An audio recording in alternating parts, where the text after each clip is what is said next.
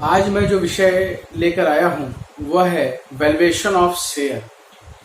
Valuation of share में हम लोग ये देखेंगे कि शेयर की वैल्यूएशन कैसे की जाती है। वैसे तो वैल्यूएशन ऑफ शेयर में दो प्रकार के शेयर का वैल्यूएशन किया जाएगा। पहला है वैल्यू ऑफ इक्विटी शेयर और दूसरा है value of preference share. Preference share पर लाभांश की दर निश्चित होने के कारण उसका वैल्यूएशन आसान हो जाता है। अगर हम इक्विटी का वैल्यूएशन करना चाहें तो हमारे सामने दो विधि होती है। जो पहली विधि है वो है वैल्यूएशन ऑफ इक्विटी शेयर में नेट एसेट्स वैल्यूएशन मेथड और दूसरा है यील्ड मेथड। पहले तो मैं आपको कुछ क्लियर कर दूं कि जो हम लोग वैल्यूएशन ऑफ शेयर पढ़ रहे हैं वो बुक्स के अकॉर्डिंग पढ़ रहे हैं। मार्केट में जो रेट फ्लक्चुएट करता है उसका रीजन कोई और होता है, उसका रीजन कुछ और होता है। कई रीजन होते हैं जिसके कारण मार्केट में वैल्यू ऑफ शेयर फ्लक्चुएट करती है। अगर किसी कंपनी के शेयर को परचेज करना हो तो उस अकॉर्डिंग दृष्टिकोण से अगर हम लोग देखें तो हम एक वैल्यू करके वैल्यूएशन ऑफ शेयर निकाल करके उसमें पैसा इन्वेस्ट कर सकते हैं। तो एक तरह देखा जाए एज ए मैनुअल कॉन्सेप्ट है। अगर हम लोग ब्रॉड कॉन्सेप्ट में जाएं तो वहां पर कई ऐसी चीजें होती हैं जिसके कारण जो है day by day per day जो है वैल्यू ऑफ शेयर या शेयर की वैल्यूएशन फ्लक्चुएट होती है।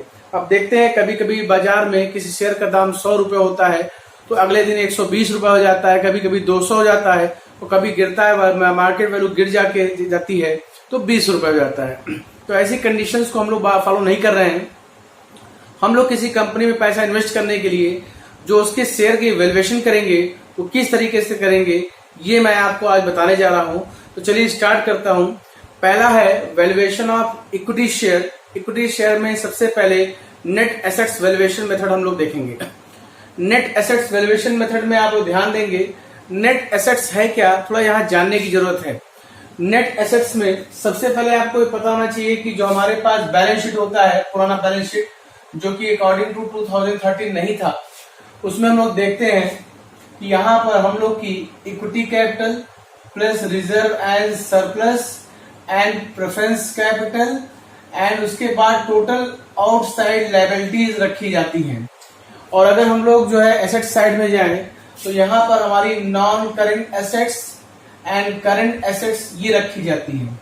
तो अगर हम लोग इसको टोटल देखें तो दोनों का टोटल इवन होता है, इक्वल होता है।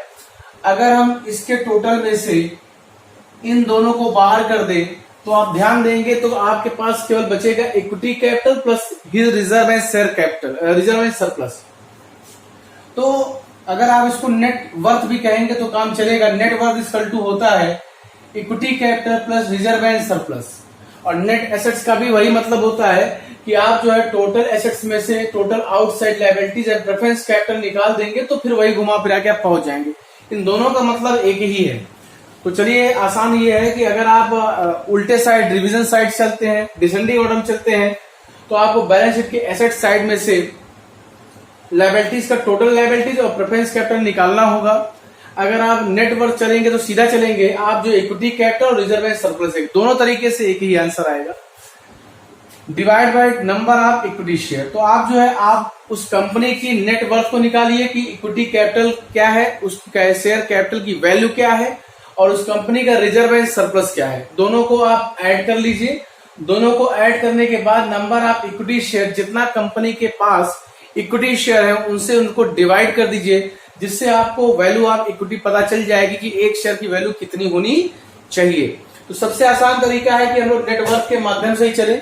नेटवर्क में ये दो चीज ध्यान रखेंगे, ये दो चीजें ली जाएंगी, equity capital and his reserve and surplus.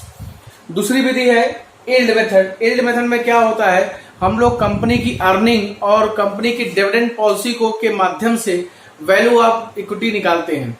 अगर हम लोग value of equity yield method से निकालेंगे तो सबसे पहले हमको डिविडेंड रेट या तो अर्निंग रेट निकालना होगा। डिविडेंड मतलब लाभांश और अर्निंग मतलब आय, इनकम रेट। तो आप डिविडेंड का मैंने फॉर्मूला लिख दिया है, ध्यान दें। परसेंटेज, यहाँ ध्यान दें, नीचे पहले डिविडेंड रेट निकालना होगा, percentage of dividend. Percentage of dividend का फॉर्मूला है dividend and divide by value of share into 100। Dividend क्या रिसीव हुआ कंपनी को, वैल्यू ऑफ शेयर कंपनी की क्या चल रही है कुल वैल्यू, इंटू 100, इससे क्या है एक परसेंटेज पता चल जाएगा कि कंपनी कितना लाभांश जो है देना चाह रही है, कितना लाभांश प्राप्त कर रही है। जैसे कंपनी की शेयर वैल्यू है 1 करोड़ रुपए और कंपनी जो है 1 लाख रुपए का डिविडेंड दे रही है, 2 लाख रुपए का डिविडेंड दे रही है, तो पता करना होगा कि यह जो डिविडेंड 2 लाख रुपए है और जो उसकी पूंजी 1 लाख रुपए है, दोनों में क्या रिलेशन है, उसका परसेंटेज निकालना होगा। दूसरे नंबर पे हम लोग को परसेंटेज ऑफ एनआर निकालना होगा। एनआर का फुल फॉर्म है normal return, normal profit return या नॉर्मल रिटर्न कर सकते हैं आप। नॉर्मल रिटर्न में भी वही कॉन्सेप्ट लगाएंगे, डिविडेंड इनको रिसीव हुआ, आप रिसीव लिख सकते हो आप, receive upon market value of share. Market में वैल्यू क्या चल रही है, ध्यान रखेंगे ये मार्केट वैल्यू ऑफ शेयर है और वैल्यू ऑफ शेयर दोनों में अंतर ये होता है, मार्केट वैल्यू आपको फ्लक्चुएट करके मिलेगी जबकि वैल्यू ऑफ शेयर जो है कांस्टेंट मिलेगी जो उस कंपनी का बैलेंस शीट होगा। तो दोनों का परसेंटेज निकालने के बाद अब इसको कॉम्बिनेट करते हैं। वैल्यू ऑफ इक्विटी शेयर अगर यील्ड मेथड से निकालेंगे तो फॉर्मूला बनेगा percentage of dividend divide by percentage of NR into paid up capital. Paid up capital का है मतलब क्या है समझ लें। पेड अप कैपिटल का मतलब है कि कंपनी के शेयर होल्डरों ने अब तक कितना भुगतान किया है। अगर कंपनी के शेयर होल्डरों ने 10 रुपए में 8 रुपए भुगतान किया तो यहाँ 8 रुपए लिखेंगे। अगर कंपनी के शेयर होल्डर ने 5 भुगतान किया तो 5 लिखेंगे, 7 किया है तो 7 लिखेंगे, 10 किया है तो 10 लिखेंगे, 4 किया है तो 4 लिखेंगे। पेड अप कैपिटल का यही मतलब है कि कंपनी के शेयर होल्डर जितना पेड कर चुके हैं उसे ही यहाँ लिखा जाएगा। ये ध्यान रखने वाली बात है कि अगर कंपनी की फेस वैल्यू 10 रुपए है तो 10 रुपए लिखे, या जो भी पेड अप कैपिटल होगा कंपनी का शेयर होल्डर जो अपने कंपनी को पेड कर चुका होगा वही अमाउंट यहाँ लिखेंगे, जिससे जो है उसकी शेयर वैल्यू फ्लक्चुएट करेगी। अगर कोई 10 लगाएगा तो 100% वैल्यू फ्लक्चुएट करेगी, कोई 5 लगाएगा तो 50% फ्लक्चुएट करेगी, कोई 7 लगाएगा तो 70% फ्लक्चुएट करेगी। मैंने 70 कैसे कहा, 10 रुपए का 7 रुपए 70%, क्योंकि एक शेयर की वैल्यू 10 रुपए मानी गई है। अब यहाँ ध्यान दें, मैंने यहाँ प्रेफरेंस शेयर भी लिखा है। अगर आप चाहें तो इसी फॉर्मूले के माध्यम से आप प्रेफरेंस शेयर की भी वैल्यू निकाल सकते हैं, बस आपको इक्विटी की जगह प्रेफरेंस शेयर लिखना होगा। यहाँ ध्यान रखेंगे मैंने हर जगह शेयर लिख रखा है, इसलिए शेयर का मतलब है बोथ। आप इक्विटी की भी बात भी कर सकते हो और प्रेफरेंस की भी बात कर सकते हो। आगे आप जरा ध्यान दें, अगला जो मेथड है वो है आपका method fair market value method या fair valuation method. Fair market value method या फेयर वैल्यूएशन मेथड में आपको ज्यादा मेहनत नहीं करनी होगी। आप क्या करोगे, पहले मेथड और दूसरे मेथड को जोड़ करके आधा कर दो, एवरेज भी हो सकते हो।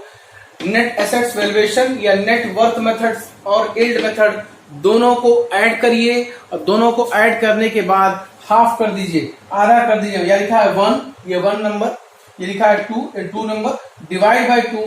2 का मतलब यहाँ एवरेज से है। अगर आप इसको हाफ कर देंगे तो वैल्यू आप जो शेयर है, इक्विटी शेयर है, वो एवरेज रेट में आएगा, जिसमें दोनों मेथड के जो है वैल्यूएशन के कुछ न कुछ अंश होंगे। तो उम्मीद है मैंने आज आपको बहुत ही शॉर्ट तरीके से दोनों विधि के माध्यम से इक्विटी शेयर कैपिटल की वैल्यू निकालना बताया, और साथ में मैंने ये भी बताया कि इक्विटी का ये फॉर्मूला अगर प्रेफरेंस में लगा देंगे तो आप उसमें प्रेफरेंस की वैल्यू भी निकाल लेंगे। ध्यान रखने वाली बात यह है कि प्रेफरेंस शेयर का जो लाभांश होता है वो प्री ऑर्डिनेट होता है, पहले से तय होता है, इसलिए उसकी वैल्यू ज्यादा फ्लक्चुएट नहीं करती। आगे एक चीज मैं और बताना चाहूंगा कि यहाँ पर आप ध्यान देंगे तो मैं लिख ही देता हूं कि यहाँ क्या क्या लेंगे। ये देखिए, इन दोनों को लिख देता हूं, देखिए। चलिए देखें, इसको लेते हैं net assets equal to total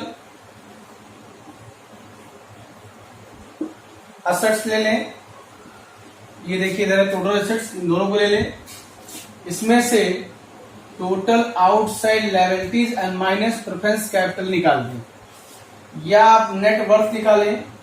net worth equal to क्या है, ध्यान दें, equity capital plus reserve and surplus. दोनों का मतलब एक ही है, क्योंकि जब आप इन दोनों में से इसको निकालेंगे तो यही आएगा। तो जैसे आप लगाना चाहो आसानी से लगा सकते हो।